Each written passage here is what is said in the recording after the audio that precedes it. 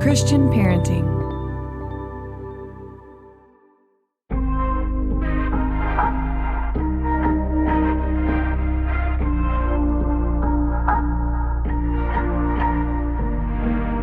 Well, welcome back to the Journey Podcast. I am your host, Jonathan Pitts, and I am super excited to be back with you for Season 2 of the Journey Podcast. Season 1 was basically me sharing stories and people from my life that show, display, put on a mantle God's faithfulness, even in the shadow of my own grief. And I was really excited to share those stories and those people that walk with me in my life as I walk through the grief of losing my late wife, Winter. And I was trying to figure out what do I do with Season 2? Where do I go? This is a podcast that's mainly aimed at parents, Christian parents, and people that are in the season of life that I'm in. And I really couldn't think of anything better to talk about than honestly sharing continual stories of how God is showing up in the lives of people, how God is showing up in the lives of His people in order to show them His faithfulness and in order to put on display His faithfulness to a world that's watching in need of hope. And so Season 1 was God's rescue of me, and now Season 2 is me wanting to share with you other ways that God has rescued His people. Not just me, but other people that I've come across, stories I've come across, other friends of mine. And it's a real joy and an honor to do that. So I have one question in this season that I want to ask every guest that comes on. And that question is, how has God rescued you? Psalm 34:7, the angel of the Lord encamps around those who fear Him, and He rescues them. That's my story. That's been my story for these last couple of years. And that story is true of anybody that's in Christ. And it's displayed most often in our loss, in our grief, in our difficulty, in our challenges, in our dashed expectations. And so I want to share some of those stories with you. And the first one we're doing is my friend, Ginger Ravella. Ginger is an amazing woman. She is a widow, and she is now remarried and has an amazing story of how God has rescued her. We're actually going to not only interview her, but we're going to interview her now husband as well, and share a little bit of their story and how God has rescued them. So let's jump in.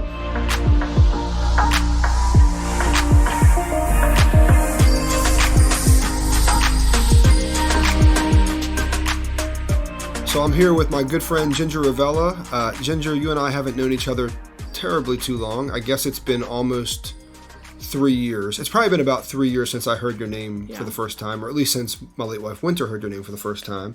But Ginger has an amazing story. Her life has kind of intersected mine, and I'm really grateful. You know, one of the things I've said all along in my podcast, Season 1, is that my story is that the angel of the Lord, the verse says, the angel of the Lord encamps around those who fear Him, and He rescues them. And God has clearly rescued me. I can look at it every which way, and I just know that God rescued me. And you guys, you and your husband, Jim, have been a part of my rescue in so many like really small ways, but so many ways that are like just faith building for me. And so thank you for being on with me today. Thank you for having me. Yeah, glad to have you. You have a full story. You have a lot going on in your story. And first, I just kind of want you to share a little bit about who you are, kind of where you've come from. You can even talk about the ministry that you do now, but go all the way back to the beginning of your story. And actually, if you want to start with it'd be fun just to start with how you and I met, which is not. It's a good story. Yeah, it's a good story. So let's start there, and then we'll jump into your story. So sounds good. Yeah, Jonathan and Winter and Jim and I and all of our kids combined, we were all moving to Franklin, Tennessee from Texas at the exact same time. I mean, almost the same week. I think. Crazy. We have many good mutual friends, Elizabeth Hasselbeck and Courtney DeFeo, but I think it was Courtney that ultimately really made the introduction and said, "Okay, Ginger, you and Winter have got to meet. You're both doing ministry together. You got girls, you got twins." And so Winter and I had messaged back and forth on Facebook a little bit.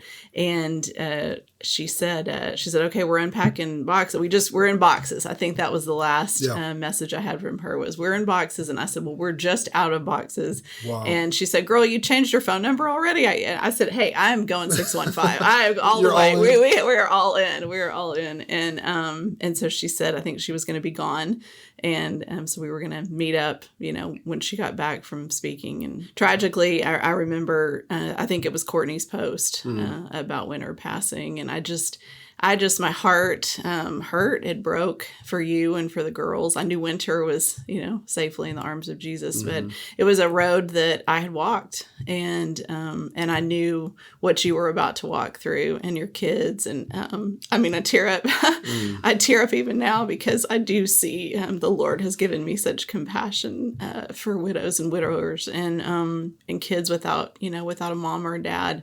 And so, I planned on. I was thinking about it today. In fact, I was telling somebody that I was going to be on your podcast, and I was like, my plan was that Winter and I were going to be friends. And even thought, how cool, what if we did something together in ministry, or something. And God had different plans, and his plan was for me and you and Jim and our girls who were having coffee actually this afternoon. It was different. It was for us to be friends. So. Well, it's funny because I remember even after Winter passed away, maybe a few months after, Courtney reaching out to me and saying, hey, you still need to meet Jim and Ginger. And it would probably be, I don't know, maybe 3 months after Winter passed away when I would sit down with Jim. Mm-hmm. And I remember the thing that was really beautiful to me about Jim is he never once tried to tell me or give me advice. And Jim's walked through, we'll talk Jim's story, but Jim's walked through the loss of his wife and his first wife. And I remember him sitting down with me and just listening and just being really compassionate and me being like, I like this guy and I don't know what it is. I look back now and I just know he was a guy that just wanted to hear and listen and be open to me sharing. And I'd sit down with him. And what's crazy is on the 1-year anniversary of Winter's passing, I went to Napa to celebrate. The theme of my life is taste and see that God is good. And so we were going to Napa.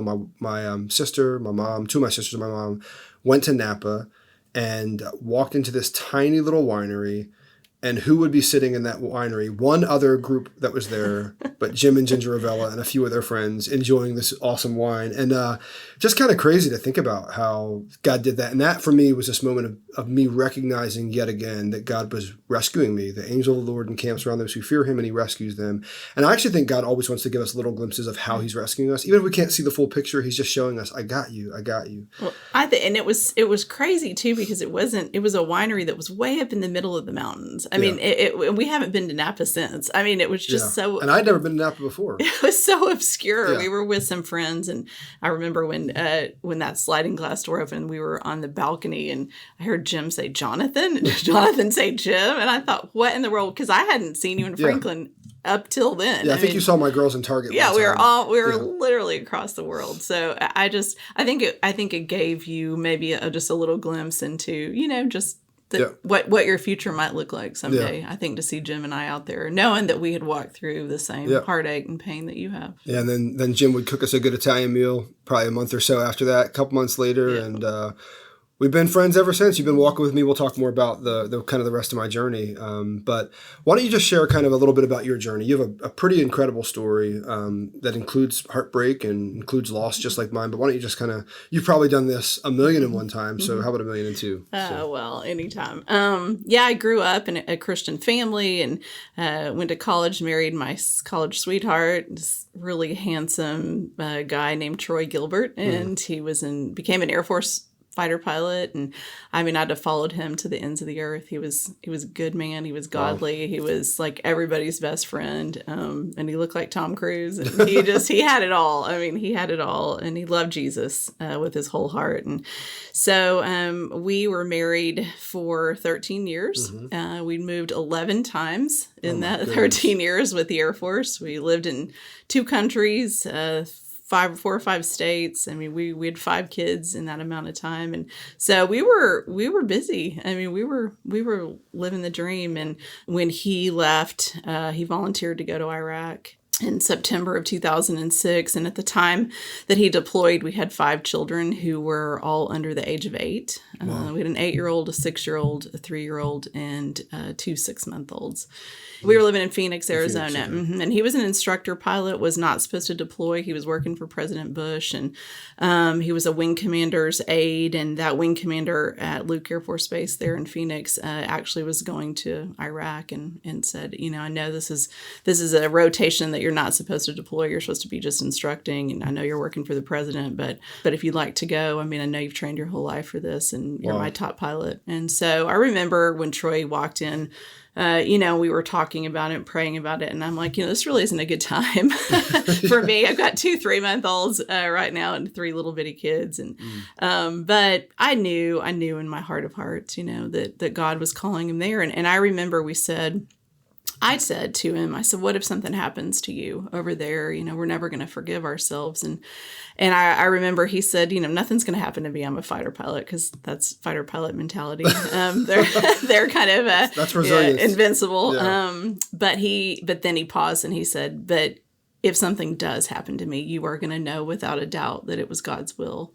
Wow. And that was it. And I never thought about that conversation again until right after Thanksgiving of that year. Troy had been gone for 3 months. He'd been deployed for 3 months, and he was due home in about 6 weeks. And it was a Monday morning right after Thanksgiving, and my boys were in kindergarten and 2nd grade. And Bella, my 3-year-old, was jumping on the trampoline in the backyard. And Aspen and Annalise, my 9-month-old twins at the time, they were down for a morning nap, and a girlfriend was there. We were having Starbucks, and I had put the tree up the night before with the lights on it, waiting for the kids to get home from school to decorate it. And I heard that knock, and I thought, that's strange. I wasn't really expecting anybody else. And I went to the door, and I saw the sea of blue Air Force uniforms, and look at their faces and know that something, really horrible has happened. And so they came in, and I remember Bella, my 3-year-old was clinging to my leg, and my girlfriend took her, and I think that it was the loss of all of our innocence at that point. Wow. And they told me that Troy and his plane had gone down in a combat mission where he saved over 60 men, 20 special operators in the Army, and a cavalry unit that was coming in to rescue them from a crash landing. And so, I knew he was a hero. He was a hero to me every day. It didn't surprise me what he did for the men that he wouldn't know as brothers in arms. But we would find out tragically that his body had been taken by Iraqi insurgents before our men and women in the military were able to get into the crash site. And so for 5 days, we didn't know for sure if he was alive and being held captive by Al-Qaeda. But we learned that from DNA, some skull fragments at the crash site, that there's no way he could have survived missing that part of his skull. So I knew he was home with the Lord, and there was great peace that we had in that, yet still his body was missing. And so we had a full funeral at Arlington National Cemetery, full casket. I couldn't explain to my children, who were so little, what had happened. But it was, to say that the loss was great is an understatement, and the pain and just trying to deal with, as you did too, kind of a public, our little private pain became kind of public news, and how do you protect your kids, and then how do you go forward with all eyes on you when you really don't want to go on at all? Wow. Well, it's, it's just interesting, because as I hear your story, I just think about my own and, my loss, which has now we're coming up on 3 years now. And I feel like, I don't mean to minimize my story, minimize my pain, because we all have pain. It's all different. It's all particular to us. But I start thinking like, oh my gosh, like if Ginger can walk through that, like what can I walk through? You have 5 young kids. You lose your husband. You don't know where his body's at, which is even a bigger story and a really beautiful story. Maybe we can get in a little bit today. But like ultimately, you're able to walk through it. And the thing for me is that the thing I'm really grateful for right now is that I know that the angel of the Lord encamps around those who fear him, and he rescues them. And so the question I want to ask you, it's a pretty broad question, but it's one that I'm really excited to hear you answer, because it can go different directions, and it's, you can answer it as long as you want to answer it. But the question is, how has God rescued you? Like, you've experienced massive pain and a massive challenge with 5 kids, all young. I think about the people that are listening to this podcast, like myself, who all have things that we're walking through right now. I'm pretty sure like maybe a small percentage have anything going on that significant right now, but but we're going through stuff. And so my thought is, if Ginger can make it through that, I can make it through anything. But how has God rescued you? How did God rescue you in that? I don't think that after probably about 4 weeks, I remember kind of exhausting my own resources. You know, I think before Troy died, I'd never walked through any kind of tragedy. Like, I mean, I lost a grandparent, you know, or whatever. But I realized I had a pretty charmed, protected, sweet, easy, secure life. And I remember prior to this thinking, wow, you know, when tragedy happens, you just, if you're a believer, you know, you just pull yourself up by your bootstraps and you speak some scriptures over yourself. And I mean, surely, you know, it's like, it's doable. And I remember after about that 4-week point where I hadn't slept really hardly at all, really rarely ate, and looking at my little kids and thinking, this isn't, I can't do this. This is not possible. At 36 years old, I was living away from my family, and I just, the pain was too much. Yeah. And it really, I think it was at that point that the Lord was like, you weren't designed to walk this alone. You know, I'm not asking you to walk this alone. I'm not asking you to walk this out in your own strength and without my grace. And I leaned hard into him. And I would be lying if I didn't tell you that, you know, I prayed every day that the Lord would take us home, all of us. And I was not that girl before. I mean, I was the up, positive, happy, glasses always half full girl. And so to battle anxiety and depression like I did was very difficult. But in hindsight now, I'm so thankful that I walked that road, because I have an extreme amount of compassion now for people who are at the end. And there may be people listening to your podcast who think, I don't see a way out. I don't see light. I don't see that there's going to be a way that I can make it through. And I'm sitting here today, you know, in full confidence telling you, with the Lord, all things are possible. All things are possible, because I didn't see a way out either. Wow. And not that I would have taken my life, but I can promise you I'd have bought the plane tickets if I thought there was one going down for me and the kids. And I think, sorry, I didn't mean to laugh. Yeah, that's good. I've never heard that illustration. Widow humor. Yeah, exactly. But I think we as believers in the church need to be real and honest about the struggles that Christians have, because I think we feel like you shouldn't be feeling that way if you're a follower, that there's a lack of faith, or it's a lack of, and that's not true. It's a lie from the enemy. It is, in this world we will have troubles, but take heart, I've overcome the world, John 16:33. Wow. Yeah. And he overcame everything for me. So how did he do that? Talk to me about how he did that. I had some really amazing Christians pour into my life at that time, speak truth over me when I was believing lies. So I dove into scripture really like I'd never had before. Just it was the promises of God, who he was, his character, because Satan wants to, you know, he messed with me a lot. Yeah. Like, well, I don't think, you know, can you really trust him again? Or, I mean, he's really disappointed you, and he's going to let down your kids, and what's going to happen to your kids? And I mean, all the things that torment you in the middle of the night. Yeah. And like, for me, the nighttime was it was the worst. Scary, dark, awful. Yeah. And you got to battle that with scriptures, I believe, the sword of the Spirit. And then I had a widow, a friend. I didn't know anybody really my age who had lost somebody. And a girl reached out to me, and her name was Marlo, and she had lost her husband 10 years prior in a plane crash. And she really spoke some hard truth to me. Like, you're going to have to keep walking. Your feelings will follow. You can't wait till you feel better, or you feel whole, or you feel healed, or you feel healthy, or you just feel like getting up in the morning to do it. You just got to do it. And Dr. Evans says your feelings will follow your feet. Yes. Your feelings will follow your feet. I love it. It's so true. So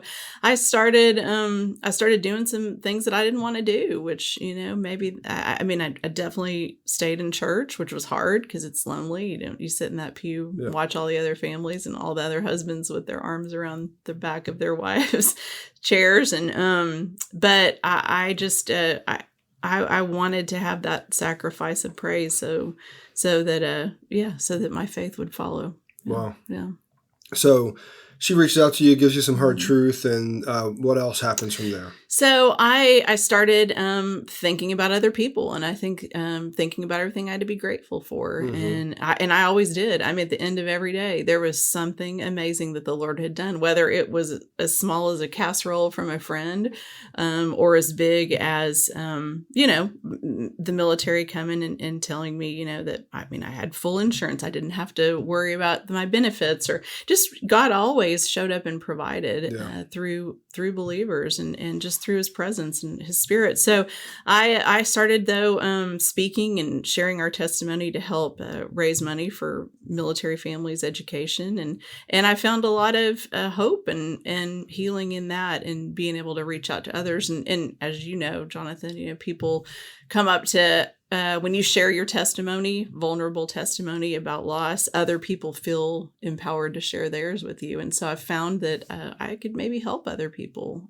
through our story, and maybe be a voice for military families, fallen military families, and what they walk through, and maybe breed some patriotism where it was needed. So, and how long was it in your journey before you started kind of participating in that kind of like ministry, would you say? It was probably, I would say, a year. I did some press conferences and did some things on the news, but it was probably a good year under my belt before I felt like strong enough, and I'd spent enough real time with Jesus to find some wholeness and healing, and seeing his faithfulness.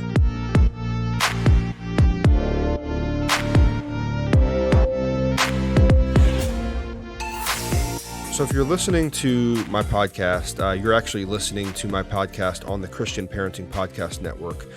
The Christian Parenting Podcast Network is reaching over 500,000 moms and dads just like yourself with trusted biblical guidance, and I'm really glad to be a part of it. Literally, I could not do this podcast without them. They produce the podcast and have helped and come alongside of me to do what I get to do through the Journey podcast. And so in addition to producing my podcast and several others, Christian Parenting Podcast Network is producing blogs and books and workbooks and prayer journals and just different practical tools to help you as a parent, and to help you become the perfectly imperfect parent that God has created you to be, just like me. But I wanted to let you know, because I'm supported by the Christian Parenting Podcast Network. I could not do my podcast without them. And I wanted to let you know that if you enjoy my podcast and enjoy with what the Christian Parenting Podcast Network is doing, that you could actually support what we're doing together. Christian Parenting is 100% donor funded and relies on listeners just like you to support the future creations of parenting resources, just like my podcast. And so I would love for you to support, if you can find it in yourself, to support what I'm doing as well as what the Christian Parenting Podcast Network is doing.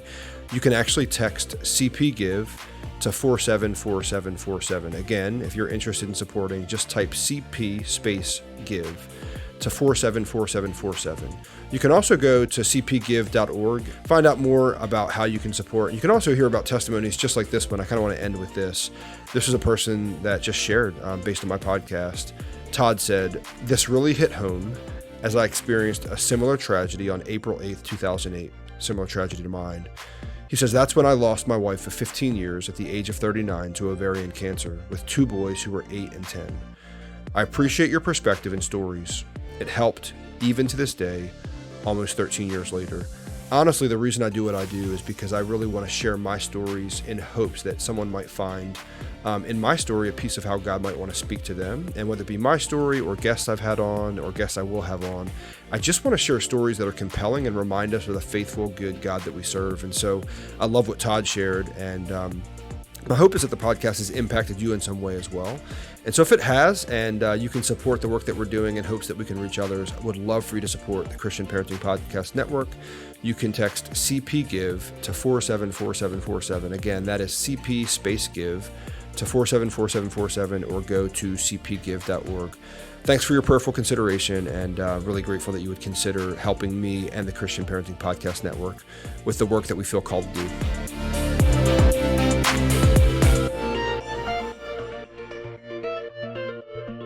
If God wasn't going to use my pain, I'm like, what is it? What's it for? Mm-hmm. So when he actually started using it, when I actually just began to share and just share hope of the things, because, the reality is, I quote Tony Evans over and over again, but he says, if all you see is what you see, you'll never see all there is to be seen. And so I started looking for, what is God doing?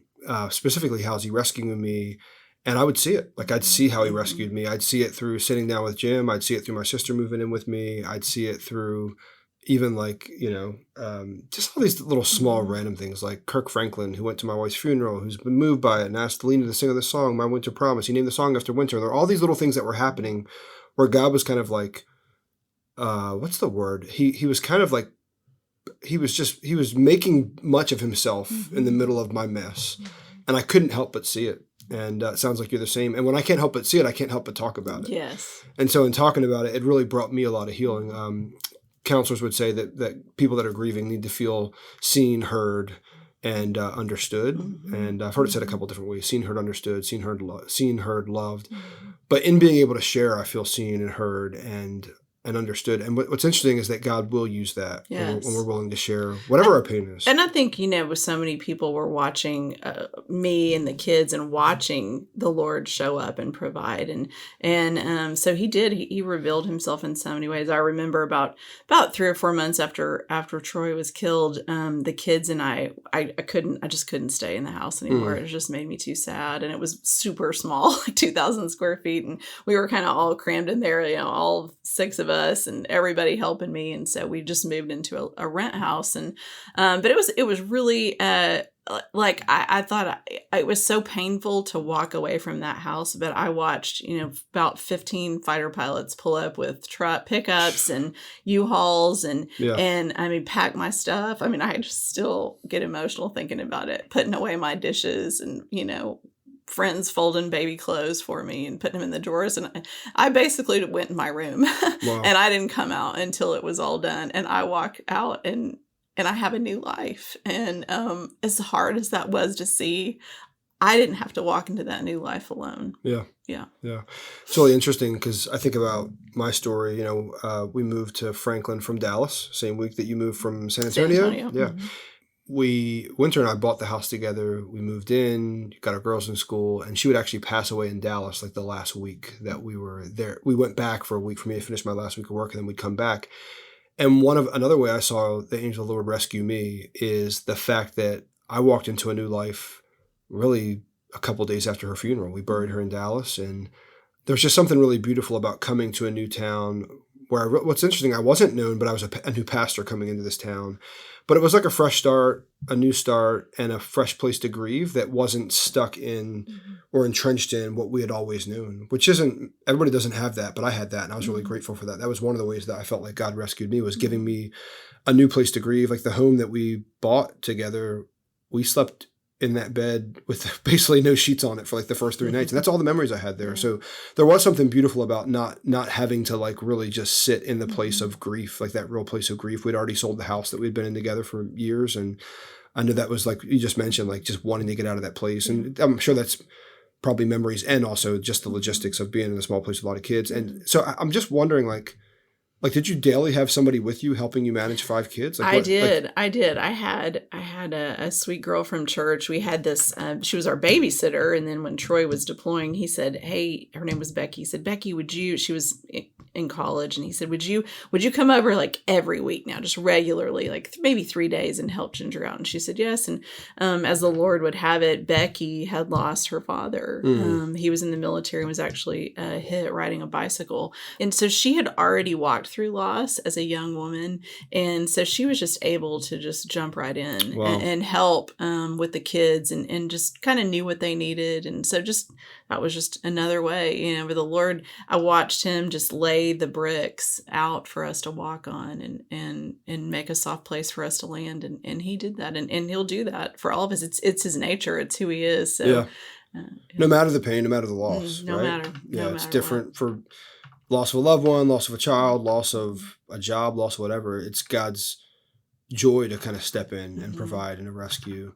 Okay, the last question I want to ask you, because I really want to at least, we'll probably do a second show, but I want you to at least share, you mentioned in the beginning that it wasn't God's will that you be alone, or that you be by yourself. And so I just want you to kind of share a little bit of the next stage of that journey and the next stage of God's rescue of you, just to kind of cap off what obviously is just a really hard journey and heavy grief and a massive loss for you and your kiddos who, I also want to ask you, before I ask you that, like with your kids, your oldest was it 8? He was 8. He was 8. Mm-hmm. Okay. He just turned 9 right before his dad died. Gotcha. So what I'm imagining for them, like my girls were a little bit older, probably a little bit different of an experience than. How would you describe their experience, like early on, of losing their dad? You know, the boys, like I said, they were 8 and 6 when he left, and so their memories are way more than the girls. The girls really don't remember him too much at all. But I think for them to try, I remember Troy had said, you know, to my oldest Boston, he said, you need to be the man of the house, you know, while I'm away. And I think he really took that to heart. And, and looking back now, you know, I'm like, maybe he felt that too much or something, but I remember he would not cry in front of me. But then in the morning, I'd find tissues in his bed. And so I think so I think the boys still, you know, to this day, they've walked through some new stages of grief. My girls too, but especially my boys. Now they're 23 and 21. And I would say in the last probably 3 or 4 years through the end of high school and college, they've grieved more than they did even then, because they realize even more what they're missing by just wanting to know their father as a man, as friends. So it's grief it's a journey. I don't feel like that we ever arrive. It's not a destination, and I think that's okay. And I think when I finally accepted that and stopped kind of kicking and screaming and wanting to know why and wanting it to end, and just accepted that it would be a part of my entire life. Yeah, it's a part of your story. It's a part of my story. Yeah, I'm learning that in a new way even now. But why don't you just share with us, like, you know, because to me, like the ultimate rescue is just love that God brought into your life. And so I'd love for you just describe. We've got like just a couple minutes left, just the beginning of that. Oh, Jonathan, 2 minutes. we'll go into more of it. So. Okay. Well, a couple of months after Troy died, you know, so many people reached out to me, and a good friend of mine forwarded me an email from a family who was walking through a different kind of suffering, the suffering of long-term illness and cancer, and but it was a beautiful email that this couple had written about their faith journey, and just, you know, even if the Lord doesn't rescue, we pray for a rescue, but even if he doesn't, then we will still be faithful, and he will still be with us, just like Shadrach, Meshach, and Abednego in the fiery furnace, and Daniel, and I remember reading that email, and it wasn't intended to ever reach me, but it ministered to me that night, because it was talking about God, and his love for us it's not circumstantial. And just because our circumstances change doesn't mean his love for us changes. Yep. And I reached out to that couple and said, hey, you know, here's who I am. And my name's Ginger, and I lost my husband in Iraq. And they said, actually, we're a military family. We've heard your story. Wow. And we're praying for you. And so it began a really cool relationship between me and this couple. And maybe once a month we'd email. And it was kind of the big things that we would talk about, life and death and theology, hard things. Yeah. And I thought, you know, ironically, at the time, I thought I'll never see these people. So I felt very safe. I'm just going to unleash. It's going to be like free counseling. And but God has a sense of humor. So I would end up ultimately meeting Jim, not meeting his wife. And we'd kind of lost touch after maybe 6 months of regular emails. And then I found out she passed away. And Jim emailed me one night, and he said, I just wanted you to know I'm sorry if we ever said anything insensitive to you, because I think we thought we understood death because Andrea, his beautiful wife, had been terminal for a long time. And he said, but I really didn't know what that felt like until I'm sitting here, you know, without my soulmate, and I'm sorry. Wow. So I just wanted to, I said, hey, you know, if we can ever meet someday, you know, I'd love to help you. You two have helped me so much and prayed for me. And so here we are. Wow. Many years later. Many years later, we've been married. Yeah. Well, we'll get into that journey in the next episode. How about that? And we'll talk about that part of your rescue, and really just this beautiful ministry that you guys have together now, and life and family that you have together now. I'm just really grateful for the fact that God does rescue. And what's funny is, you're right. Like I'm thinking about my grief journey now, and I'm almost 3 years into my loss, and I'm in a new season. I'm actually engaged to be married, which I haven't announced in many places, and I just said it here, and walking into a new season. And what I realize is, like, I'm in the process now of like literally packing things up in my home that I have to pack up. And it's the worst feeling in the world. I'm like, why do I have to do this? And it's just like, well, that's another part of your grief journey. Mm-hmm. And then I've got these 4 beautiful girls who are all experiencing my life differently and experiencing just all of it in a different way. And so it's just really hard, but it's really beautiful, especially if we just trust the Lord through it all. And I guess my story would be not only that the angel of the Lord encamps around those who fear him, and he rescues them, but he's always continuing to rescue them. Yes. And that's my experience right now. It's just continually, day by day, even last night, a hard night, he's rescuing me. Yeah. He's rescuing you, and there's more to that story. So I'll look forward to talking to you more about it. But thanks for joining me today, Ginger. Me too. Thanks, Jonathan. God bless.